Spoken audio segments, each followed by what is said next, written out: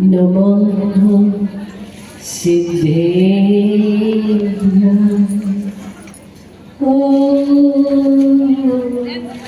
नमः सिद्धेभ्यः।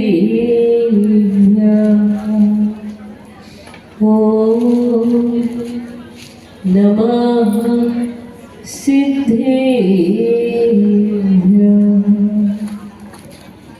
अहिंसा परमो धर्म के महावीर भगवान के संत शिरोमणि आचार्य गुरुवर श्री विद्यासागर जी महाराज की, आचार्य भगवंत श्री समय सागर जी महाराज की, सिद्ध चक्र महामंडल विधान की, परम पूज्य हरिका मां गुणमती माता जी की, वंदनीय हरिका संघ की। महिलाओं में मत सपने सजाओ, कुटिया का तम दूर भगाओ, मानवता का जीवन देने मन मंदिर में दीप जलाओ। आज हम पंच परमेष्टि विधान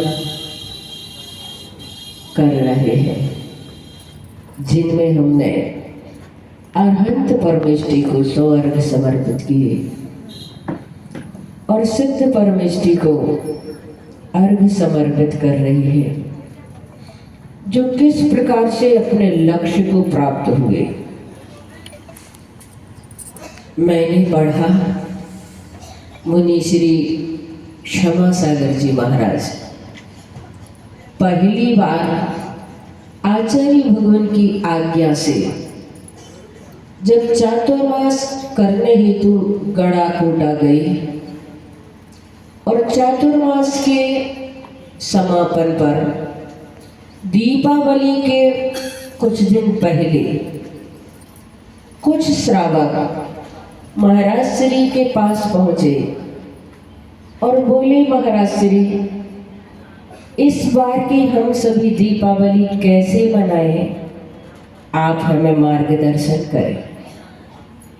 प्रश्न में गहरी प्यास देखी महाराज श्री ने तो मंद मंद मुस्कुराते हुए बोले, अभी तक की कैसी बनाते थे? कहने लगे, महाराज श्री क्या बताएं, घर में पकवान बनते हैं, हम सभी अपने इष्ट मित्रों के साथ मिल बांट करके खाते हैं और रात्रि के समय अपने ही घर में दीप जलाकर उसे प्रकाशित करते हैं। महाराज श्री ने कहा, बस इतना ही? श्रावक बोले, नहीं नहीं महाराज श्री, एक बात तो भूल ही गए, हम सभी परमात्मा के मंदिर में भी एक दीप जला करके आते हैं। महाराज श्री ने कहा, जहां पहले से ही बहुत सारे दीप जल रहे हो और एक दीप और तुमने वहां जाकर के जला दिया, तो क्या कर लिया?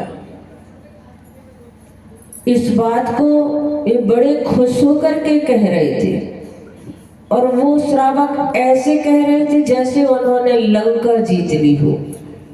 लेकिन महाराज श्री ने कहा, आज की रात्रि वहां पर दीप जला करके आओ जहां अंधकार का साम्राज्य दीपावली के दिन स्थापित हो।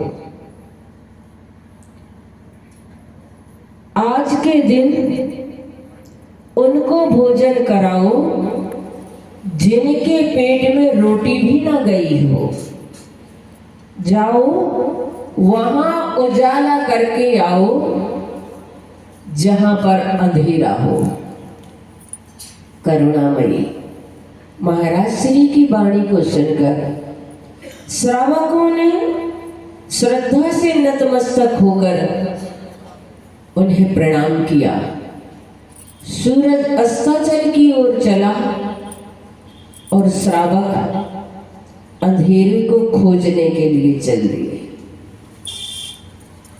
सघन रात्रि हो, उस उससे पहले ही असंख्य लघुदीप झिलमिला करके प्रकाश बिखेरने लगे।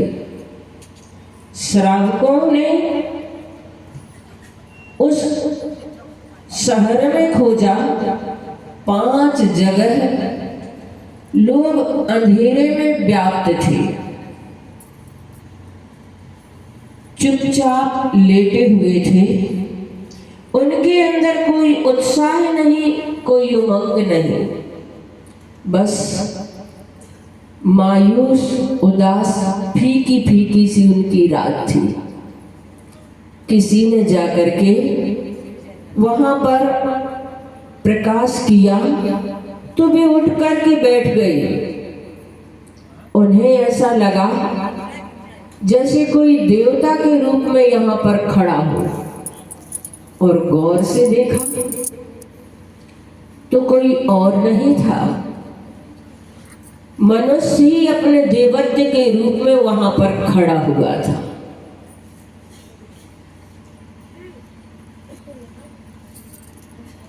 तब उन लोगों ने उन गरीब लोगों को मिठाई के पैकेट पकड़ाए, और जैसे ही उन्हें मिठाई के पैकेट पकड़ाए तो उनकी आंखों से आंसू गिरने लगे। देने वाले और लेने वाले दोनों की आंखों से आंसू बरस रहे थे, और वो गरीब लोग हजारों हजारों दुआएं दे रहे थे, और इन लोगों की आंखों से आनंद के आंसू गिर रहे थे। उन गरीबों के मुख से बरबस निकल पड़ा, भगवान तुम्हारा भला करे।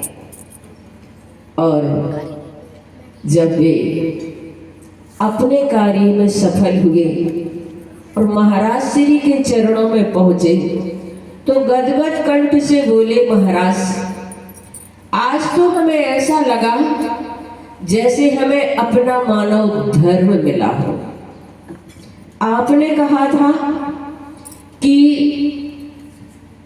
आज के दिन वहां जाकर उजेला करो जहां दीपावली की रात्रि में अंधकार व्याप्त हो, और वास्तव में कुछ लोग ऐसे ही पड़े हुए थे जिनको ना भोजन नसीब था और ना वहां पर उजाला था। आज आपका ये संदेश पाकर मुझे अपना मानव धर्म मिला। वास्तव में बंधुओं, हम अपने जीवन में जब कभी कुछ ऐसे काम कर लेते हैं तो स्वयं अपने आप प्रसन्नता होती है, अपने आप अंदर से मन में संतुष्टि होती है कि हमने अपने जीवन में कुछ ऐसा काम किया जो दूसरों के लिए थोड़ा सा हम सहारा बने। मैंने एक उदाहरण पढ़ा कि एक 4-5 साल का बालक अपनी बहन के साथ मंदिर में बैठा हुआ था। छोटी बहन थी और वह मंदिर के एक कोने में हाथ जोड़े हुए भगवान से कुछ बातें कर रहा था। उसके कपड़े गंदे और मैले थे पर निहायत एकदम साफ थे। उसके नन्हे नन्हे गाल आंसुओं से भरे हुए थे। सारे लोगों का मन उसकी ओर आकर्षित था, मगर वह अपने आप में ही लीन और तल्लीन होकर भगवान से बातें कर रहा था। जब वह उठा तो एक अजनबी व्यक्ति ने उसके नन्हे हाथों को पकड़ा और उससे पूछा, भगवान से क्या मांग रहे थे? उस बालक ने कहा, मेरे पिताजी मर गए हैं स्वर्ग मांगा। मेरी माँ रोती ही रहती है, उनके लिए मैंने धैर्य और सब्र मांगा। मेरी ये छोटी बहन है, माँ से कपड़े और सामान मांगती है, उसके लिए पैसे मांगे। अजनबी सहज ही पूछ बैठा, तुम पढ़ते हो? उसने कहा, नहीं अंकल, मैं पढ़ता नहीं हूँ। उन्होंने कहा, तुम स्कूल जाते हो? कहने लगा, हाँ स्कूल तो जाता हूँ। तो फिर उन्होंने कहा, स्कूल क्यों जाते हो? उसने कहा, माँ चने बना देती है, उन्हें बेचने के लिए जाता हूँ और बहुत सारे विद्यार्थी हमसे चने खरीदते। अजनबी ने पूछा, तुम्हारे कोई रिश्तेदार है? तो उसने कहा, अंकल मेरी माँ कहती है रिश्तेदारों का कोई गरीब नहीं होता। वैसे माँ झूठ नहीं बोलती है, पर कभी कभी झूठ बोल देती है।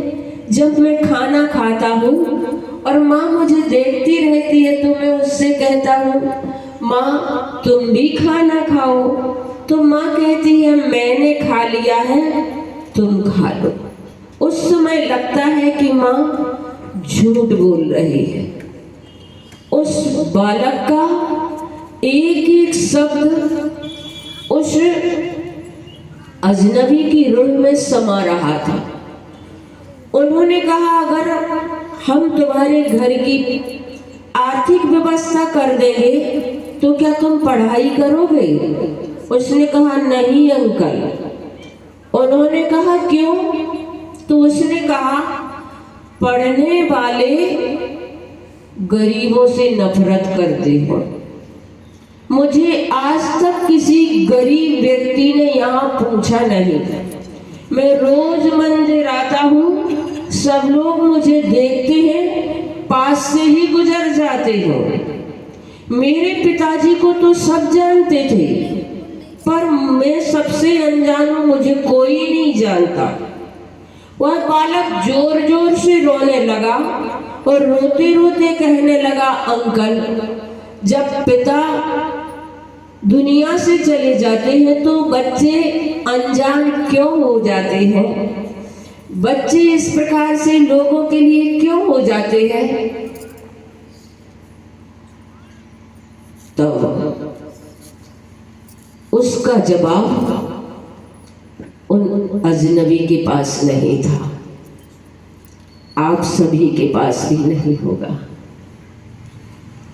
मैं आप लोगों से ये कहना चाहती हूँ, हम भले ही बहुत सारे अच्छे काम करें, पर आसपास कुछ हम ऐसे भी लोग खोजें जो दुनिया में इस प्रकार के अभाव में जी रहे हैं, जिनका जीवन दुनिया में इस प्रकार से गुजर रहा है। हमारी समाज में ऐसे बहुत सारे लोग होते हैं जिन्हें तुम्हारे सहारे की बहुत जरूरत होती है। अगर उन्हें थोड़ा सा भी तुम्हारा सहारा मिल जाता है तो उनका जीवन बहुत अच्छे से संचालित हो सकता है। आज हम यहाँ पर पंच परमेष्टि विधान कर रहे हैं और इस पंच परमेष्टि विधान में वह पतित आत्मा कैसे परमात्मा बनती है, उनके जीवन में भी इस प्रकार की स्थितियां और परिस्थितियां आई होंगी। जब भगवान महावीर का इतिहास हम उठा करके देखते हैं तो हमें पता चलता है कि वह आत्मा भी कैसी पतित और अभाव में अपना जीवन जी रही थी, लेकिन जब उनका विकास का क्षण आया तो वह आत्मा सिद्धत्व को प्राप्त कर गई। बंधुओं, अपने जीवन में इस प्रकार की खोज जरूर करना जिनके लिए हमारी थोड़ी सी ज़रूरत हो, जिनके लिए हमारे सहारे की ज़रूरत हो। आज आप लोगों को 512 अरबी चढ़ाना है, इसीलिए मैं ज़्यादा कुछ नहीं बोलूँगी, सिर्फ इतना ही कहना चाहती हूँ। सिद्ध चक्र महामंडल विधान आपका ये अतिशय और चमत्कार को लेकर के पैदा हो। आपके जीवन में ऐसी सद्भावनाएं आए कि आप अपने जीवन में अपने साथ साथ दूसरों के लिए भी थोड़ी सी मदद कर सकें। और ऐसी हम खोज करें, ढूंढें उन लोगों को, क्योंकि उनका भी अपना स्वाभिमान होता है। लेकिन हमें चल कर के वहाँ तक पहुँचना होगा। और आप किसी के लिए एक भगवान और देवता के रूप हो सकते हैं। तो बंधुओं, समय हो गया है। 2 पंक्तियाँ कह करके मैं अपनी वाणी को विराम देती हूँ। पंख नहीं पंकजे बनो, मुक्ता बनो नसी, दीप बनो जलती रहो, प्रभु पद पद्म समीर। अहिंसा परमो धर्म की, महावीर भगवान की, संत शिरोमणि आचार्य गुरुवर श्री विद्यासागर जी महाराज की, आचार्य भगवंत श्री समय सागर जी महाराज के, सिद्ध चक्र महामंडल विधान के, परम पूज्य हरिकामा गुणवती माता जी की जय।